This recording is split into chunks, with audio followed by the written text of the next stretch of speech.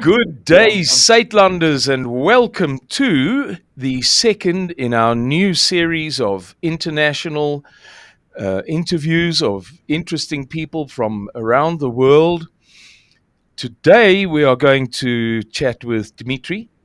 He is from Crimea, which hello. is, hello, is part of Russia.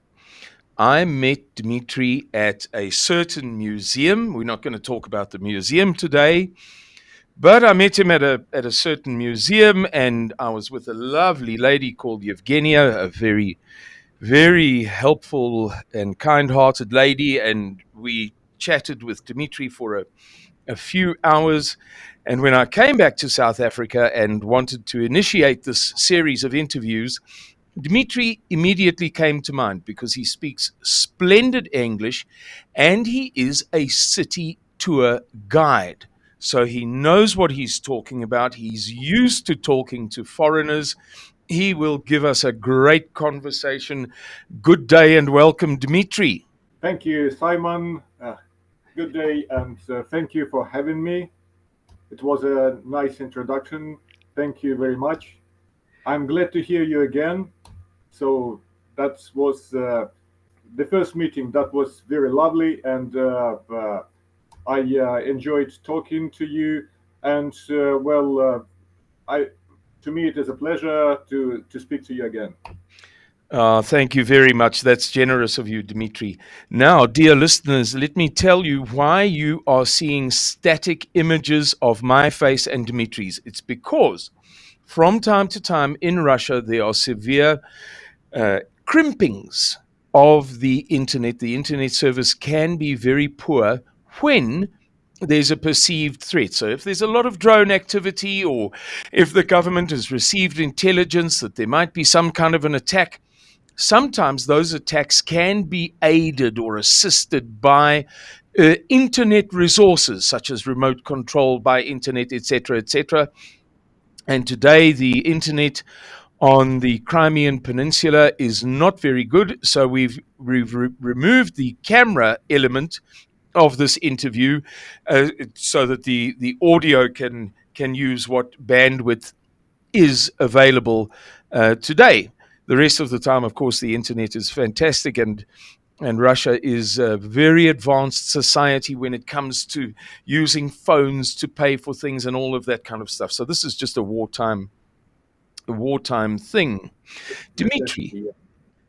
may I ask you to give the viewers a little introduction of yourself? I've given a brief introduction, but it didn't tell them very much about you. Who are you? Where do you come from? What do you do? That they can get a little bit of a feel for the man behind the photograph on their screens. Uh, Yeah, thank you. I can say that I can only confirm the things you've just said. So that internet service was excellent, but during the wartime, certainly it is dangerous. That is why we have these problems. So we are a little bit used to it. And yeah, about myself. So I was born in Sevastopol. So we say Sevastopol, uh, which means the third syllable is stressed, in difference to Sevastopol, which is usually said in English. And well, I finished the school in Sevastopol, and then I served in the Navy. So I have a military background, and I was an engineer, but I had education also as a naval translator and interpreter in German. When I went into a reserve, I started working in tourism. So Sevastopol at that time had just been opened to the international tourism. So that's when I started working with the Germans. Well, it was a great job. I met a lot of people and I enjoyed it. I enjoyed it well until 2014. So after that, it's this job. Remind Go ahead. our viewers, I beg your pardon, Dimitri, but Yeah. quickly remind our viewers what happened in 2014. Yeah, in 2014, there was this coup in Kiev, and trouble started all around Ukraine. So, but what was normal in Kiev was absolutely not accepted in Crimea. People watched at it on the TV screens, and they were simply afraid and didn't understand what was happening. So it was against all rules and laws. So it was to us absolutely to the Crimean population it was absolutely illegal, and that is why well, the situation in Crimea and in Kiev and all over Ukraine, except yeah, I'd say yeah, was quite different. So in when the coup ended in the upturned government in Kiev. So Crimea was against it, absolutely. And then the local population was worried about it, what would happen with Crimea. And that when this movement started to organize self-defense and having to have a referendum to decide by their own will. So what the population and the Crimea as whole wants. So this referendum gave us the result that the majority, the absolute majority, wanted to join Russia. So that's how the situation ended up finally in 2014. Well, big difference to Kiev and the situation there. Did I describe it in understandable terms? Yes, yes, please do. We're all paying rapt attention here, trying to get a better feel for how these events developed, a better feel in English in the West, because what you're describing to us now is very seldom articulated in English in the West. The narrative is completely different, so we're paying rapt attention. Continue. Yeah, so after referendum, so when Crimea joined Russia, everything was seemed to be well peaceful. So there were no shots shot in around all around the Crimea, and the things at referendum seemed to be absolutely legal from our point of view.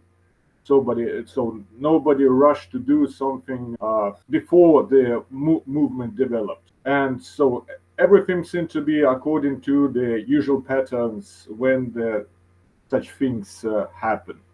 Yeah, but that is from our point of view. But that was not usually described in this way in mass press and in the mass media. That's maybe the beginning of a problem that has grown up now. So now they say Crimea is illegal. So from the point of view of a usual Crimean inhabitant, it is not this way. So everything was done as it has had to be done. So according to the law and to keep peace and to keep pace with usual patterns. So as things have to be done according to the law and the situation. So as it was possible. If you need some more explanations, please do ask what you need to hear. No, I would like you to revert to your previous point. You were describing a chronology, and then I interrupted you just to give us a better idea of what happened in 2014. But I just before I let you do that, I'll make the following observation. So, my understanding of what you're describing is that in 2014 there was a coup in Kiev, and we know that it was American backed. We've got the tape recordings of Victoria Nuland talking about it, and by now we know that NATO instigated the coup. Absolutely. Following that coup, Crimea, which was then a part of Ukraine, held a Yeah. referendum Yeah. to leave Ukraine because, as you said, I'm not using your exact words, but you said something to the effect of that it was absolutely unacceptable, this coup, this madness, whatever, and that Crimeans generally felt that it was not acceptable and said, let's have a referendum, let's see how we feel about this. You had the referendum, the results were quite overwhelming, and now Crimea is a part of Russia. So there was a referendum to secede from Ukraine and to accede to Russia. Is that a fair synopsis? Yeah, yeah, absolutely. Yeah, I agree. So, in this case, we see eye to eye. So I absolutely confirm everything you say. You were describing to us that everything changed in 2014 when I interrupted you. Carry on with that. Help us to understand a little bit what came next. You have the referendum. In Dimitri's life, things change. He's working with the Germans, busy, doing well, and then things change. What are those things that changed that you were about to tell me before we digressed for a moment? Well, it's only pity. I'd say Western tourists they just stopped coming to Crimea. There were some groups still, so the situation looked peaceful, and we thought that some years later this would be as it was before, but only on the Russian side. So nobody thought of Ukraine as of an enemy or had some hard feelings towards this country. So Crimea introduced three official languages, which were Tatar, Ukrainian, and Russian. So this works up to now. We still have these three languages, which means every experience on some. Dimitri, again, I beg your pardon, bearing in mind that our audience doesn't know Russia well. It is, how can I say this, but Russia as a subject is kept very much away from the Western audience. Therefore, I'm going to clarify something, and if I don't clarify it well, please correct me. Tatar, for those people who don't know, are the ethnic group that is descended from Genghis Khan. So when the Mongols rampaged all the way to Europe, destroying absolutely everything in their paths, some of them settled down in various places, and those people settled all over the show. There are Tatars everywhere. It means devil in Greek because they slaughtered so many people, so it's not really their own name for themselves. It was the name given by the terrified Europeans who were being slaughtered. And those Tatars have subsequently converted to Islam. So they are the Muslim minority population of not only Crimea, but a number of regions in that southern portion of Russia and adjacent countries. Is that just about accurate, Dimitri? Yeah, certainly. Some regions of Russia, they have a lot of Tatars. I'm not ready to give you exact numbers, but there is the Republic of Tatarstan, so where many Tatars. In Crimea, they consist approximately, I'd say, 12 or 13% of the whole population. Still, this is people of same ethnic origin. So they speak Turk language, a language of Turk family, and they belong to the same religious group. So they have very much in common, and they are of the same origin, exactly as you say, yeah. Okay, carry on with your story. I'm sorry to interrupt it. It ruins it for everybody, but I'm well aware that there will be many people who miss an idea here or there, and that's equally difficult for the poor old listener. But please do carry on, and I'll try to bite my tongue. Yeah. Okay. Yeah. Thank you very much. Everything is okay, Simon. Yeah. In fact, you're helping me. So it's very important. So some things have to be explained. Because one thing is to tell something. The other thing is to make your listeners understand the essence of, at least the essence of these things. So then came this blockade on the part of Ukraine. So trade blockade, energy blockade, water blockade. So everything had to be conducted or taken from Russia. So Russia built this bridge between between the city of Kerch and the Cuban Peninsula. And after that, we seem to be just absolutely separated.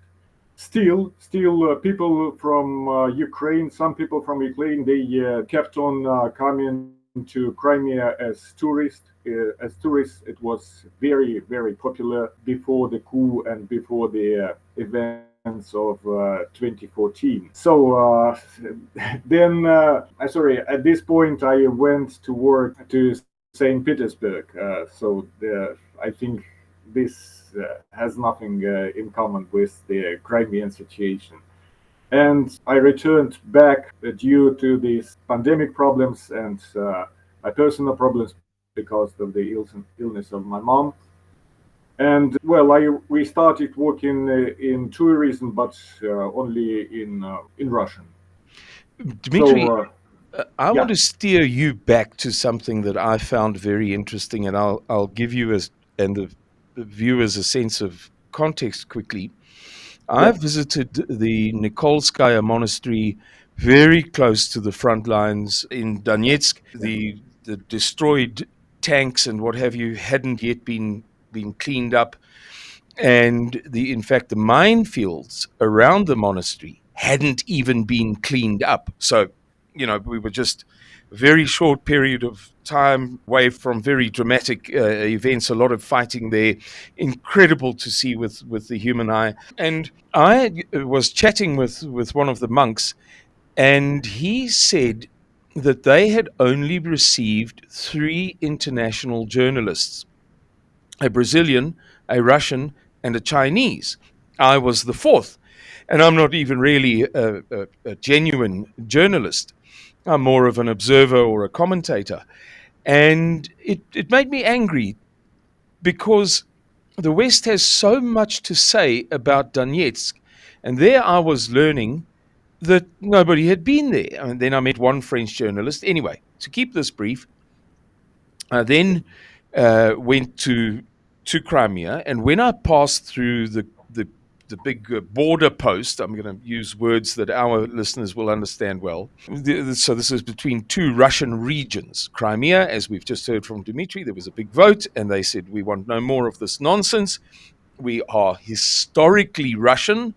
That's a part that we can talk about later, perhaps. And we want to go back to Russia. And so there's this border post between the 2, and you can pass freely through. And I went through. And then I was interrogated for almost an hour. And they took biometric scanning of my eyes and precise measurements of my body and fingerprints, obviously. They interrogated me very, very, very much. And I knew that I was an innocent guy. I'm not a CIA spy or whatever you like. So it didn't trouble me, but then it went on a bit too long, and I started to get annoyed. And my companion, the lovely Yevgenia that I mentioned just now, a lady from the Russian government in Crimea, said to me, no, don't worry about it. She said, I've been listening to them talk. She said, you're the first foreigner they've seen pass through here. Now, there may be exceptions, but the chaps who were talking to one another, that she was overhearing, all sorts of guys coming and going, to check me out and to ask me difficult questions. She said, they're saying you're there first, so they've got to do a good job for their bosses. Right. Anecdote number 3. I go to Crimea, I go through Perikop, and I meet lovely people. One of them was you, and you told me something that infuriated me.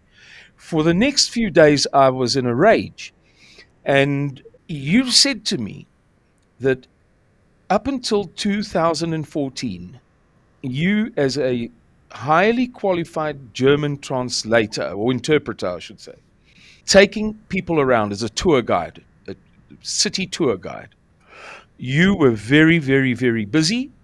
And since then, you haven't had any German and English speaking guests. I'm not going to put numbers in your mouth. I'm going to ask you to give us some numbers, to give us a sense of perspective. But it infuriated me because of the principle of how in the West we are so quick to judge.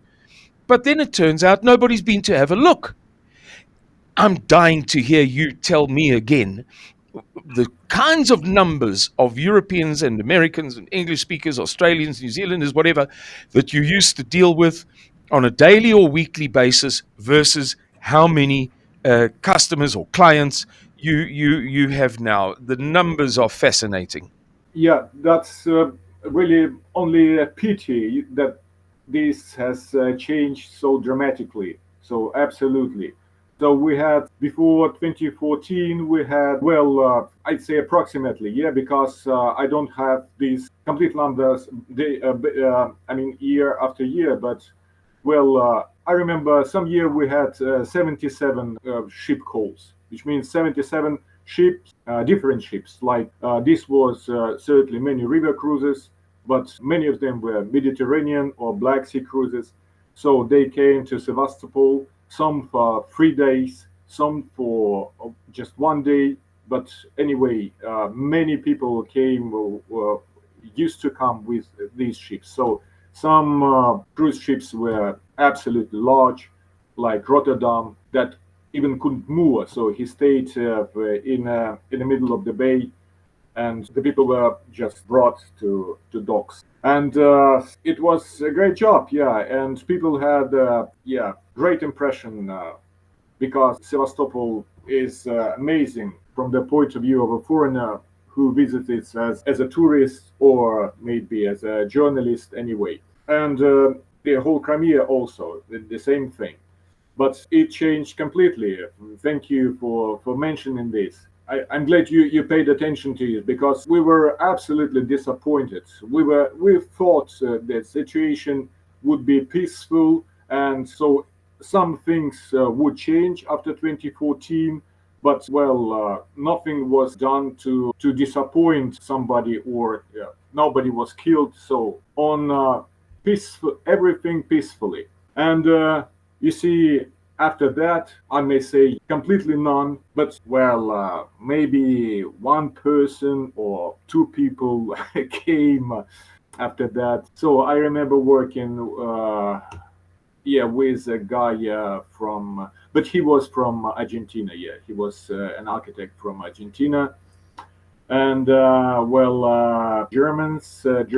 Yeah, one person. Yeah, well, a German lady came last year, but she was looking at all events and the situation from this point of view, like Crimea is something important and interesting, and she just wanted to visit it.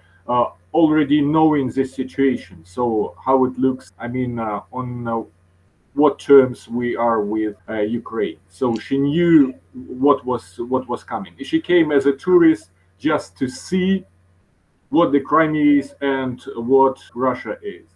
So, She, if I may interrupt you, Dimitri, what yeah, you're saying, I think, is something like this: that over the past 11 years, since yeah, the 2014 sanctions and boycotts and what have you by the Europeans and other Western nations, you were previously getting, call it 70, a good year 77 ships full yeah, of people, of which on those yeah, ships you would have a certain number of English speakers and Germans, and you would work with those Germans particularly and English speakers. So you were dealing with perhaps thousands of people a year. And absolutely, you're saying in the intervening 11 years, you've just named three people if you include me.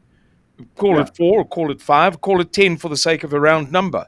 Really, is that the full extent of the difference? I mean, is it that bad that the whole world has turned its back on Crimea in those sorts of proportions? Is the word I think I'm looking for.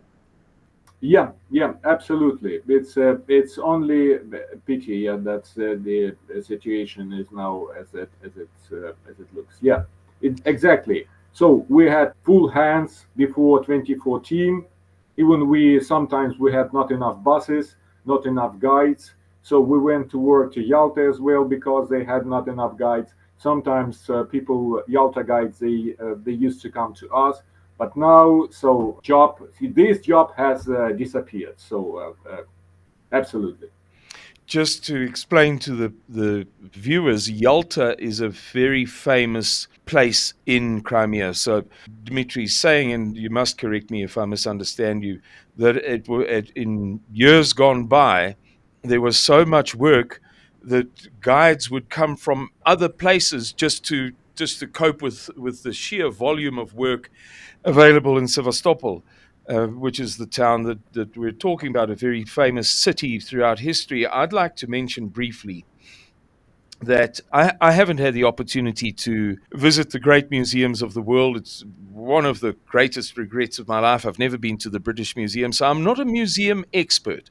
However, when I do get the chance, I like to take it. And I visited two museums in Crimea. The one is the Mikhailovsky Battery, which is devoted to the Crimean War of 1853 to 55.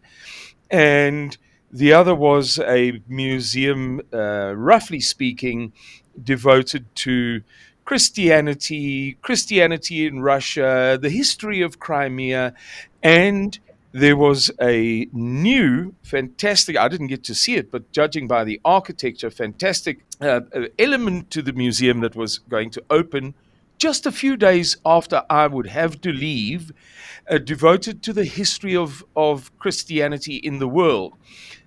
I went. You and I just spoke about this before, and I said to you we shouldn't go too much into these details. You know, nobody wants to hear about the fine details of a museum that they're never likely to see. You know, but I would like to point out that in this amazingly historical city, I did see one of these at this museum, the second one.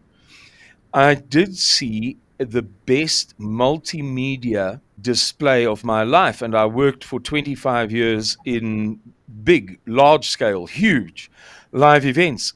I didn't think I would ever see anything better than I had already seen. I worked a lot with multimedia at spectacular shows, but that multimedia display at that semi-open air, it's not an open air museum, but there is a very large open air element to it. That display in that enormous building was absolutely riveting. It was one of the highlights of my 3 months in Russia.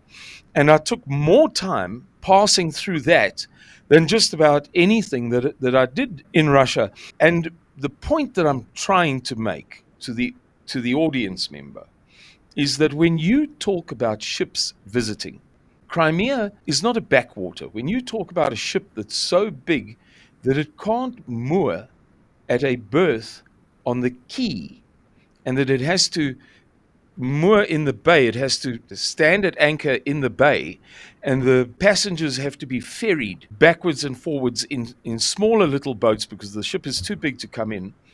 We're not talking about a place that doesn't have character, doesn't have beauty, doesn't have attractions, doesn't have spectacle, doesn't have the most incredible seaside attractions, the water and the diving and the swimming and the sailing and the sun tanning and the restaurants on the beach. This is a place of the richest culture. I don't know if you have a comment on this that I'm sharing with the listeners, Dimitri. Yes, certainly. Sevastopol has a rich history, and the Crimea as well. Certainly, we have also one of the oldest cities all over Russia, so which is Kerch, 2,600 years, and other Crimean cities. They are very famous as resorts, and because they have rich history. But Sevastopol is certainly, even in the limits of Crimea, it is something special. I'm glad you felt it. I'm glad you felt it, and I'm glad you you appreciated what was done in these years. I mean, this last year's a huge museum. This huge museum you've just described, so it was built from scratch, exactly, and still connected to the rich history of Christianity. So where this story started, I mean, where Saint Vladimir he accepted Christianity on the territory of modern Sevastopol. That was before this ancient city of Chersonesus. So, Yes. not to overload the listeners, I'd like to confirm what you say. Certainly, we can speak a long time about this, but yeah, to give this idea in a couple of sentences, yes, Sevastopol has a very rich history and every part of it. So we can dig in any century of its existence, and it will be rich and very interesting, and also of importance for the whole world. So Mm, first mm. class. Dimitri, when I was in Crimea, I was struck by the affordability of the place, which is not to say that you can go there as a tourist and expect the prices to be like you hear these stories of Thailand and Vietnam. You know, people go there with $1,000 and they stay for 3 years. It's not like that, but it is very affordable. I stayed in a nice hotel in Simferopol, which is a little bit far away from Sevastopol, but nevertheless, it's the capital city of Crimea. It's a nice city. It's not an overbearing city. It's not like going to New York, for instance, where you just feel like you're in a mess of millions of people and cars and pollution and what have you. It's a very pleasant city. It certainly was for me in Simferopol. And I found that generally in Crimea, the prices are quite good. The hotel that I stayed in, which is the Hotel Moskva, cost me 1,800 rubles a night, which would be about 400 Rand in our currency a night, or about $60 a night. And to give our foreign listeners and our South African listeners a sense of perspective, having traveled very extensively in recent years, I would say that 400 Rand a night to get the same quality of suite in the same quality of hotel with the same quality of breakfast would cost you in South Africa about 2,000 Rand a night, so about 5 times. And in the USA, where the price of accommodation has absolutely skyrocketed in recent years, I would say that you would pay about $150 to $200 to get the similar appointments in the hotel. Quality of suite. I obviously wasn't staying in the penthouse suite. Quality of suite, quality of breakfast, and quality of the hotel generally, the decor, the cleanliness, the professionalism at the reception, and so on.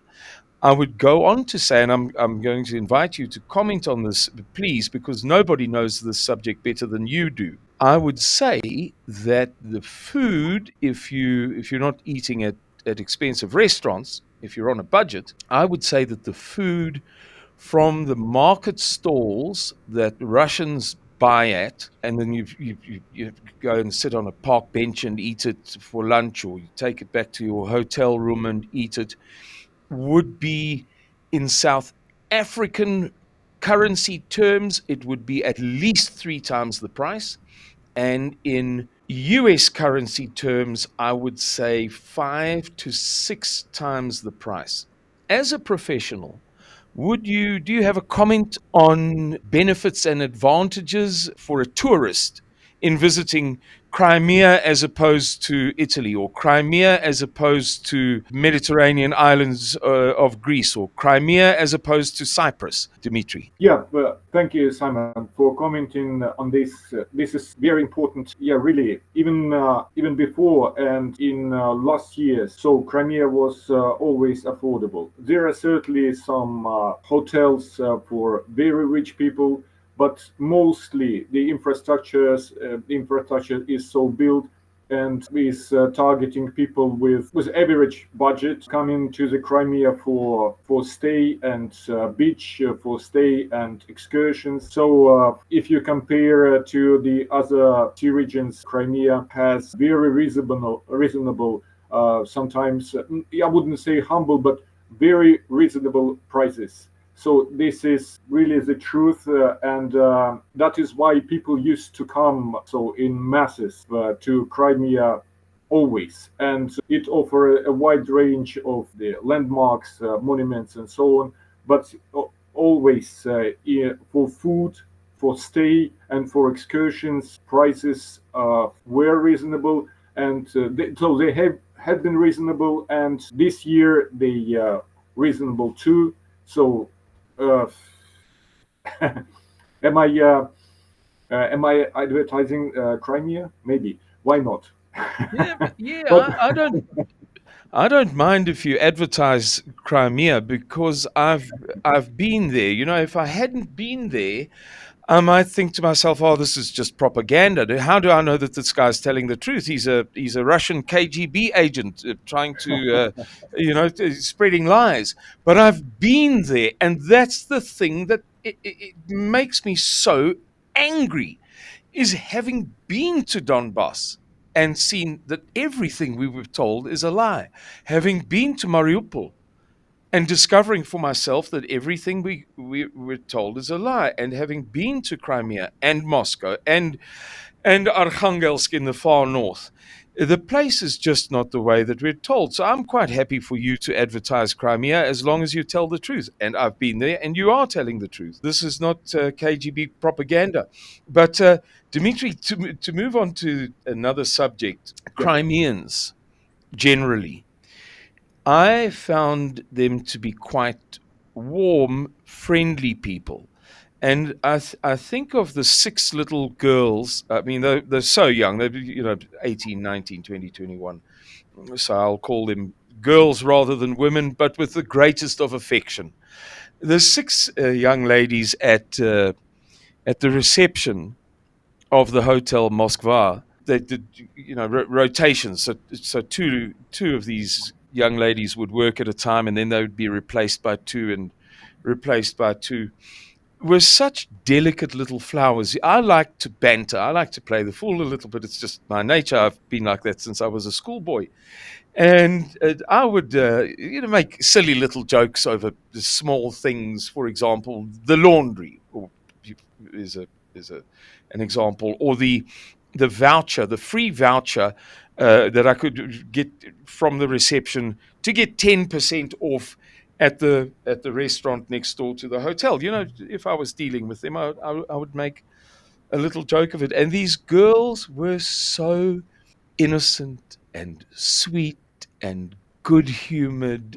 And I wondered to myself, are Crimeans known in Russia for being more this, more that? I met, look, one thing is for sure. The Russians are the warmest people that I've met in my life. End of story. Nobody else comes close. They are not the dour, solemn, surly, sullen people that they made out. They simply are not. That's a 100%, 180 degrees a lie.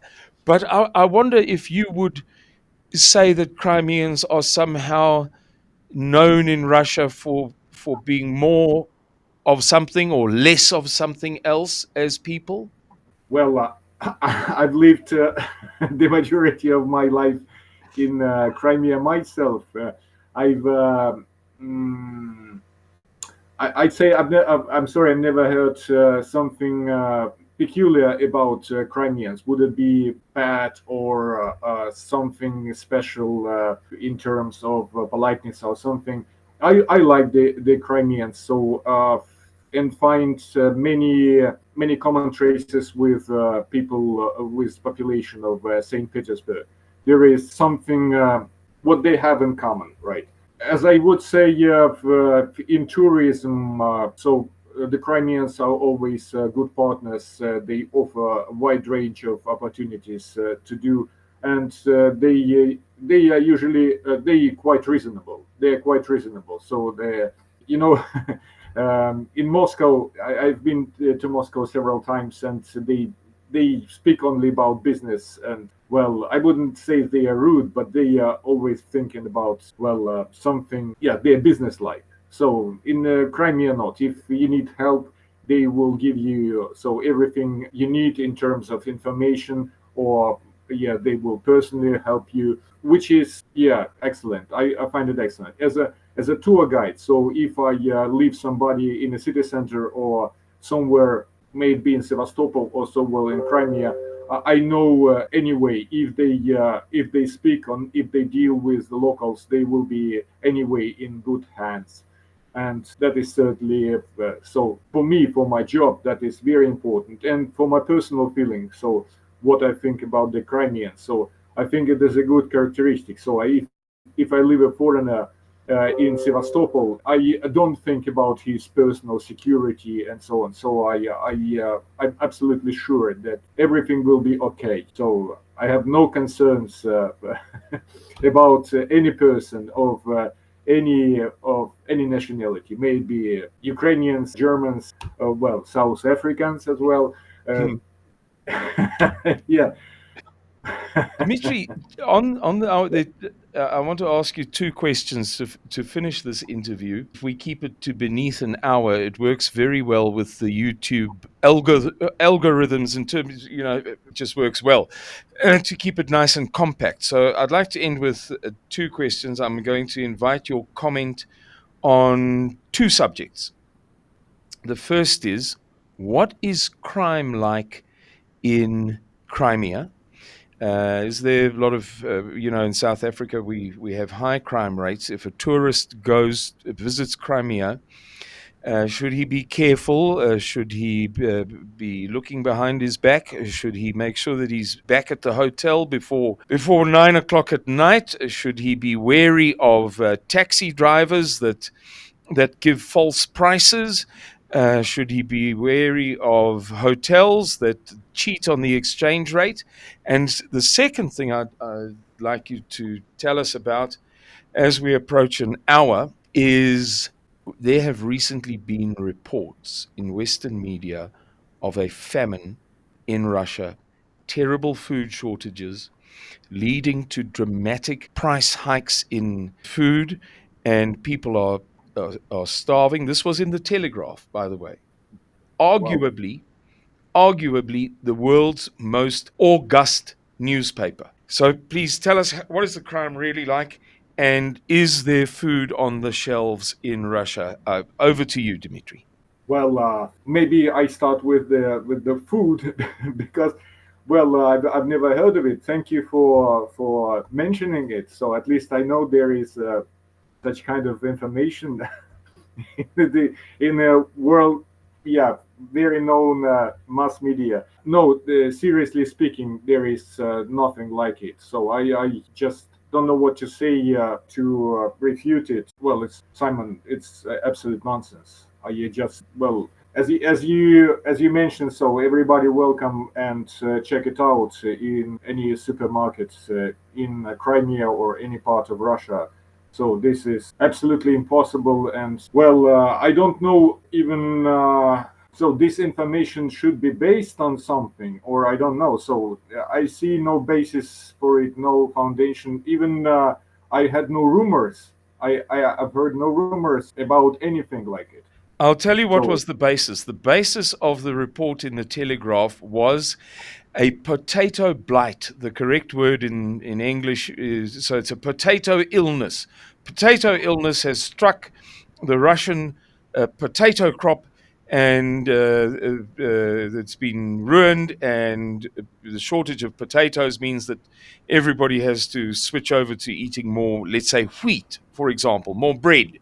And the market is unable to supply enough, because usually the market is shared between bread and potatoes. I'm simplifying now. I'm yeah, oversimplifying. yeah, yeah. It's true. And so the basis is a potato blight in Russia. There are no potatoes, and there's therefore a shortage of food. Yeah, yeah, yeah. Yeah, I have never heard about this illness. Maybe I should check out in the media what they say about this. So I never heard of terrible shortages of potato, but yeah, because of the crop this year or any other year. Anyway, Russia has huge amount of wheat if it concerns wheat or other crops. Uh, well, I take it so this part is funny. Yeah, from my Yeah. point of view, Well, you Simon. would From my know. point, You yeah, you yeah, you don't have to do research. You would know. Every woman and every man on every street corner would be talking about the fact that there's a food shortage, if there was a food shortage. And I've never seen so much food in my life. I'm telling you a genuine story that none of our viewers will believe, but it's the truth. yeah, In yeah. That's Russia, the amazing, amazing, yeah, Simon. in Russia. So here's my story. In Yeah, Russia, they stock the shelves differently to in the West. In the West, you might have a certain item in a jar, and there will be four next to each other, and they might be 10 deep on the shelf. So 4 times 10 is 40. In Russia, they yeah, do it differently. They will have just one row. Not yeah, always, I'm generalizing. There will just yeah, be one row of that jar, yeah, and they stock the shelves all day long. So yeah, what happens is that you ultimately, because you're not taking up 4 rows or 2 or 3 or 6, what happens is that the Russian shops have far more variety because they only give one row to each brand, roughly speaking. I'm oversimplifying a bit. yeah, That is a fact. It is a fact that you will not find such variety in the USA or Europe. It's just Russians do it differently, and it's a great way of doing it. But tell us about the crime. How insecure or secure should I feel if I visit Crimea? Is crime under control? Could I get robbed? When last did you hear of the murder of a tourist or the robbing of a tourist or, heaven forbid, the raping of a tourist? You would know better than anybody else being in the industry. Well, Simon, before 2014, so when I used to deal with a lot of tourists, so I had only once a problem. Only once I had a problem. So I parked a bus by a toilet, which was not far from the bus station, and my driver he didn't close the second door, so the door in the back in the bus. So and the camera was stolen. So we after the tour, so we finished the tour, and I went with people to the police station, and they signed the documents. So the everything was restored to these people whose camera was stolen. That was only once. I started working in 1995. So always I used to tell to the people, so everything is safe. So if you go walking through the city center, may it be Sevastopol or Yalta or Eupatoria or other these city resorts, so everything is safe. Made so in the daytime, at late in the night as well, because there are still so many people on the promenade or parks and so on. So should I say a thousand times safer than a Central Park in New York? Mm-hmm.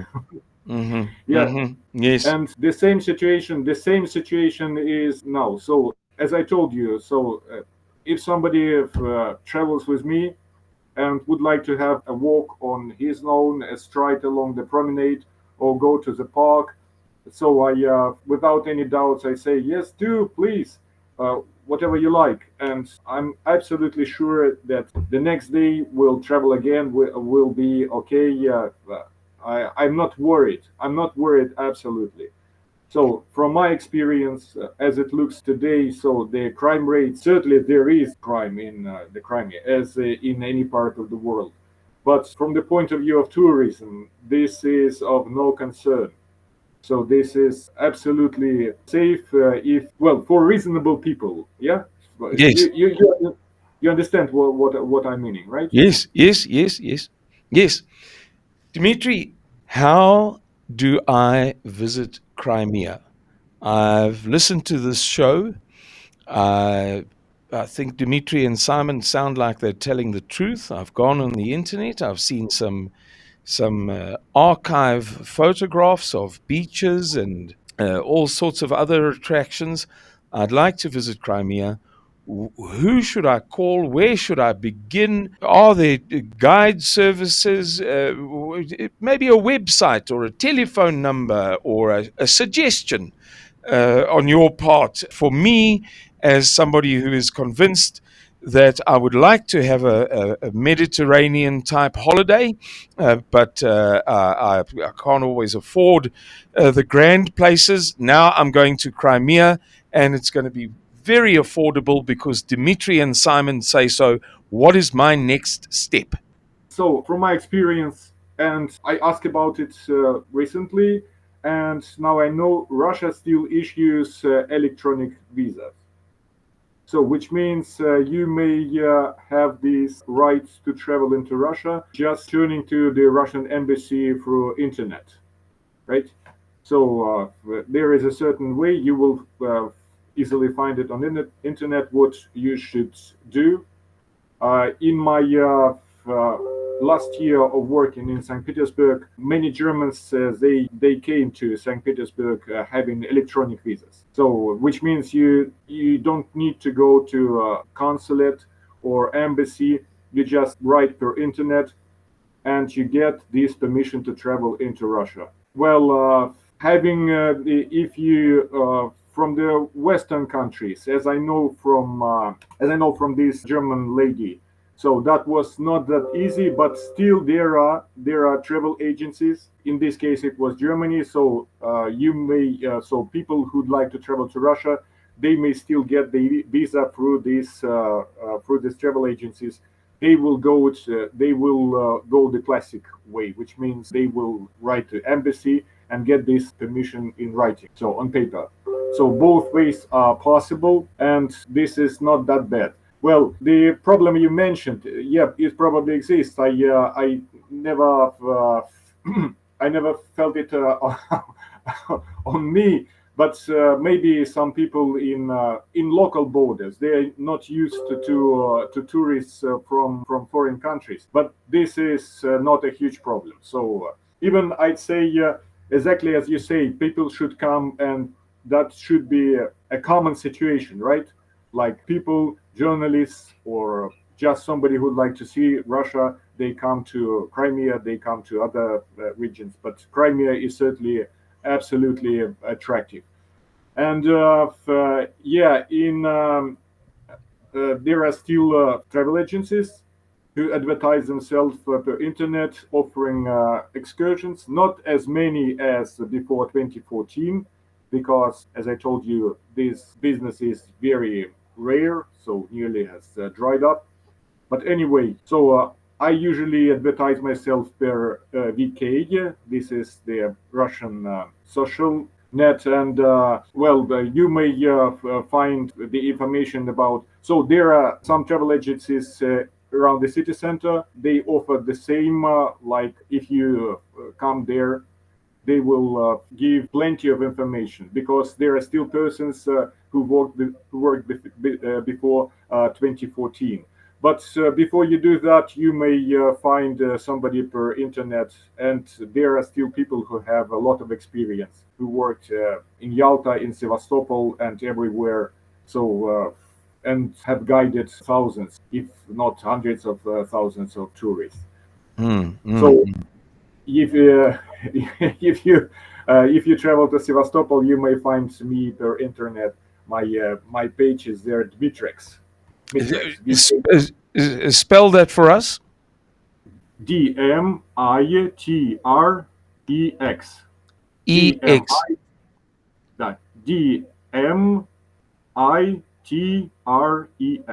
Dmitrex. And where is that page? Remind us, please. This is VK. VK. Contacta. Yeah. Okay. Yeah. Okay. For those people who don't have VK, do you have Telegram? Can they find you under a certain name, or should they send you an email? Well, I have Facebook page, but certainly, well, due to these problems, the connection is unstable and, well, partly impossible. Dimitri Udodov, I'm still there under my name, so if you find it there, so that you're welcome to, I mean, the listeners, the audience.